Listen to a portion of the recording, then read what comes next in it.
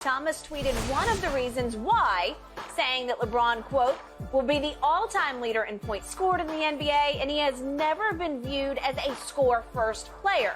Shannon, what do you think here? Does Isiah have a point? He does, because when we think of great scoring, LeBron James has the 5th highest scoring average in NBA history, and only Wilt Chamberlain has a higher field goal percentage. So it's Jordan, Wilt, I think Elgin Baylor, Kevin Durant, LeBron James. Kevin Durant is about 27.2. LeBron James is 27.1.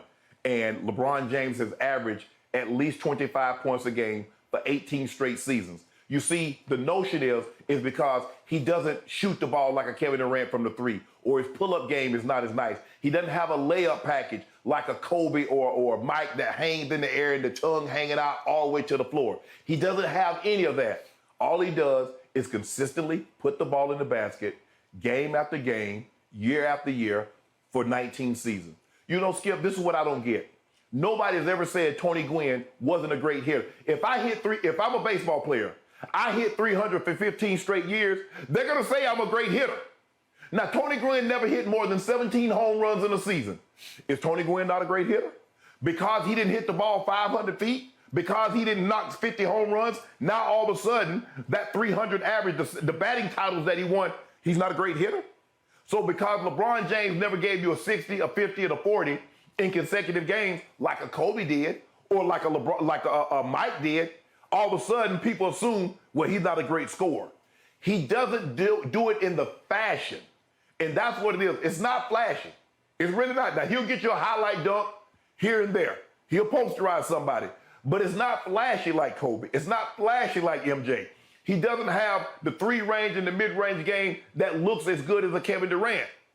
But the fact of the matter is, Skip, a record that many thought wouldn't be broken, he's on the cusp of doing it. And he's not done. He could possibly reach 40,000 points. And he's led his team in assists every single year. So let that sink in. If Michael Jordan were to lead his team in rebounding, that's like Dennis Rodman. All of a sudden, Dennis Rodman is known as a rebounder, and he's a rebounder. He's a rebound first guy. LeBron James is thought of as a pass first guy, and he's going to be the all-time leading scorer. Yeah, he's a great scorer, not in the fashion that people like, but the numbers don't lie, Skip. This is not a longevity award, because there are a lot of guys that did it, but they weren't scoring 25, 27, 30 points a game in year 17, year 18, year 19, like King James is. Okay, it is my turn, and I got multiple problems with this whole argument. Go ahead. I'm going to start out with Isiah. My man, Isiah, I love him. I do. I thought he was a great player. He was a great competitor. I've loved being on multiple shows with him. He's always been very kind to me, and I love that about him, and I honor that and appreciate that. But obviously, let's be 1,000% real here. Isiah's got no use for Michael Jeffrey Jordan. They're arch rivals, they were. They're blood rivals, they were. And you know and I know what happened starting with the 1985 All-Star Game. Michael's first. He felt like Isiah and company, other veterans, froze him out of the game. And then Isiah believed that Michael froze Isiah out of even getting on the Dream Team. And that's probably true. Okay? So there are multiple layers of animosity operating here that, as we saw in the Last Dance documentary, it still operates. It's gotten bloodier than ever. So clearly, you have to look through this tweet from Isiah. It's a Jordan-hating tweet as he tries to make the case that LeBron is the GOAT. I'm sorry, the first narrative is so bogus to me because whoever said LeBron isn't a scorer, he's a natural-born scorer. Everybody. Everybody said then they're that. blind. I don't know what they're looking at. He shoots and he scores. He scores a lot. He's not pass first. He is a great passer. I still think he's the best passer to this day in basketball today. But he shoot first. Boy, he's taken a lot of shots. And by the way, you say it's not a longevity award. It's nothing but a longevity achievement is what's about to happen when he passes Kareem. Right here as we speak, LeBron James has now played 11,128 more minutes than Michael played. 11,128. And by the time he passes Kareem, which will happen about midseason, LeBron James will have played 12,500 more minutes than Michael was able to play. And I congratulate LeBron on his longevity. He's an obviously great player. But if we just look at shots taken, already LeBron has taken 26,825 shots. Let's call it 27,000 shots. Michael was about 24,500. So it's 2,500 more shots that LeBron has already taken than Michael did. And then think about how many more years that he played than Michael. Think about how many more years that he's played than Michael. Now, if you go back and look at where they stopped, and you look at LeBron past Michael taking fewer shots than what Michael took. Okay, and then we come to Kareem. Kareem has still taken about 1,500 more shots than LeBron has taken to date. But if you think about it, in his career, Kareem attempted only 18 three-point shots. That means that LeBron to date has attempted more than 6,000 more three-point shots than Kareem took in his entire career. More than 6,000 more. So that has allowed LeBron to score from the three-point line, and he's a below-average three-point shooter, but it's already allowed LeBron to score about 6,500 more three-point points than Kareem was able to score because he only made 1 out of 18. He scored 3 points from three for his whole career. So LeBron is 6,500 more points ahead of Kareem for the three-point line. That's how he's going to pass Kareem. But look, can I ask you a question? What do you think the distance is on the amount of points that the shots that LeBron made as opposed to Kareem? Now, you're talking about a center that was playing in the paint. The lion's share of his shot came from within 15 feet and in. You would think that a center or Wilt or Russell or whomever, yes, of course, because the three-point line didn't come in until 1979. So Kareem played about 11 years without a three-point shot. And centers didn't take, there was no such thing as a stretch back then. Nope. So this notion, Skip, all I'm saying is, okay, look at Kareem. So you're 17, 18, 19, now 20. Did he look like LeBron? No. Has anybody in your 17, 18, 19 looked like LeBron? Okay, if you want to say it's a longevity award, okay, I can say Tom Brady. But Tom Brady is putting up numbers just like the guys that's in year 5 through year 8. LeBron James is putting up numbers comparable to those guys that's 10, 11 years younger than he is. So you can say it's a longevity award. I can see, Skip, if he was giving you 9, 10, 11 points a game and continue to play, I was like, okay. But the man's giving you 30. The man's giving you 27. The man's giving you 26 on the night. In year 8, year 17, year 18, year 19. So although it is a long period of time, the play, the production in which he's playing at is still there. Okay, I've always given you this. LeBron has played greatly longer than anybody ever has. That doesn't equate to being the GOAT, because all I know is that Michael Jordan won 10 scoring titles to LeBron's 1. 10 but Skip, to 1. That was Michael's primary job, was a scorer. LeBron is asking, LeBron, I need you to give me 27, but I need you to grab me 8 boards and 8 rebounds. That's what Michael was never asked to do what LeBron is doing. He had Rodman, he had Cartwright, he had Bill Weddington, he had Luke Longley to get rebounds. He had Scottie Pippen and B.J. Armstrong to facilitate the offense. LeBron James has always been the primary ball handler. He's always led his team in assists. Only once did he not lead his team in a point scored, and that was AD's first year. So this notion, Skip, that LeBron James, if you were to tell LeBron, say, LeBron, I just need, look, we got somebody that's going to handle the point. We just need you to score. And we want you to take, because there were times that Jordan was shooting 24, 25 times in a game. If LeBron James shot the ball 24 times a game, I guarantee you he'd average 35, 36, 38 points a game.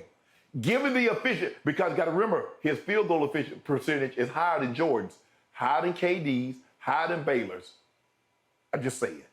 Okay, yeah. What have I told you from the start about LeBron James? Greatest driver of the basketball I've ever seen because, number one, he's ambidextrous. He was born left-handed, plays right-handed, can use his left hand just as well as he can use his right. And he's 6'9", I don't know what he is now, but he's been up to around 270 at his peak in his career. 6'9", 270, well, that has he can create power to the basket that even Kareem couldn't create. At 7, what do we give Kareem? 7'2"? Kareem was 7'2". Okay, so at 7'2", he was willowy. He didn't play with the force that LeBron could play with at the rim. So I give LeBron credit because he could drive it and score it with a lower degree of difficulty than just about anybody. So he took advantage, as he should have, of those drives to the basket. Sometimes he got to the free throw line. He's always been a below-average free throw shooter, but at least it gave him many more opportunities to score free throws. And a lot of times he could dunk it or lay it in because he's just bigger, stronger, and quicker than you are and more powerful than you are getting to the rim. So he had a huge advantage as a scoring machine that Michael didn't have at 6'6", 205. Skip, we've got to stop this notion that anytime someone says that LeBron could possibly be the GOAT or LeBron is the GOAT, it's because they hate Michael. I can say I like apples. That doesn't mean I hate oranges or I hate bananas. I'm telling you what I like. The man is giving you his point of view, but you and others shoot it down every time. Okay, but I'm only shooting down Isiah.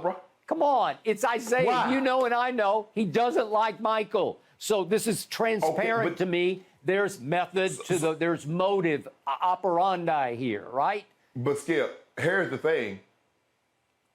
Isiah has always said he believed Kareem was the GOAT for the simple fact when you base it on his high school record, his college, and what he did in the NBA. All-time leader in points, third in rebounds. He has 6 MVPs. He won 6 titles. He went to 10. So Isiah has always been staunchly.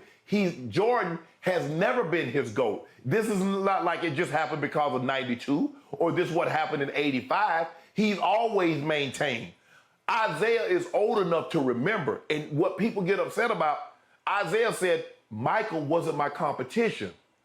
Larry, Kareem, Magic, we beat the brakes off Jordan. It wasn't until those guys got old and started to leave. Jordan won his title 1 year before Bird retired. Remember, Magic a diagnosis came out in 91. So this notion, Skip, that all of a sudden that Jordan was winning, Jordan, nobody ate when Jordan was eating. Yes, they did. Magic Johnson got full. Larry Bird had a second and a third helping. Isiah had 2 plates. So don't do that. Don't do that. Magic was at the buffet. Magic had a buffet, got 5 servings on Michael Jordan's watch. So this notion nobody ate, they were getting full on Michael Jordan's watch. Shannon, ask Magic, ask Larry. They'll tell you who the GOAT was. It's one man and one man only. It's Michael Jeffrey Jordan. I can say that. They knew it. They knew it when they were on the Dream Team. It's his game. He's taken this game over in ways we never did. Think about how old Larry and Michael were when they were on the Dream Team. Both of these guys came in 1979. Now, you got to realize Bird had left in IU and transferred to Indiana State. So he had to sit out, right? Yep. So he was 5 years. So when Bird got to the NBA, he was already 23 years of age. That was in 79. So if I go 23 years of age in 79 and go to 92, how old is Larry Bird on the Dream Team? Versus how old Michael was on the Dream Team. Magic was a sophomore now, so Magic was what, 20? So in 79, Magic is, in 79, he's 20. So he's what, 32, 33 on the Dream Team? Wow, how old is Michael on the Dream Team? He came out, he was what, 20? Maybe 21? No, so well, he's 29 he stayed tops. 3 years, so he's 21 for sure. So okay. So he's 29.